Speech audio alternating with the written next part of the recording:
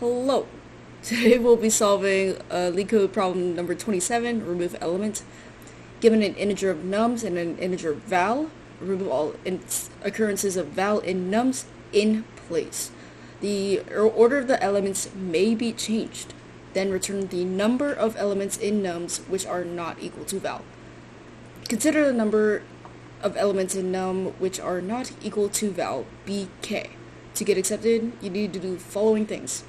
Change the array nums such that the first k elements of nums contain the elements which are not equal to val. The remaining elements of nums are not really important, as well as the size of nums. Return k. So this problem is basically asking that given an array, I'll use their example 3223 with a val of 3. So what in place means is that this is the nums array. And what you'll do is you'll alter the nums array rather than create a new array. So this will also be num, but the elements will obviously differ, where you want the output to look like this. 2, 2, and something, something. These two last values do not matter, because obviously you removed these 2 3s right there. So my solution would be to go through the array entry by entry, and then if we'll keep a counter over here, so we have a counter right here which will count how many non-value values that we have in the nums array. So when we count here, we check if this index has the value. If it does, then we won't increment our counter, which is the value that we'll return. And then we'll just move on. So at the second index, you can see that it is not the value.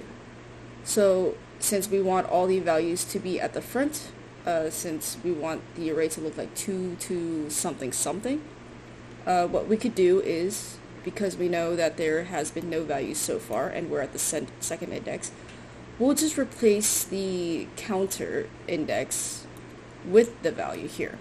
So then now we have 2 that has replaced the 3 in this spot right here. Then we just move our index again. Then we increment our counter. So now counter is 1. So then we'll continue the index, and then we'll move this value into the counter index. So this will now be 2.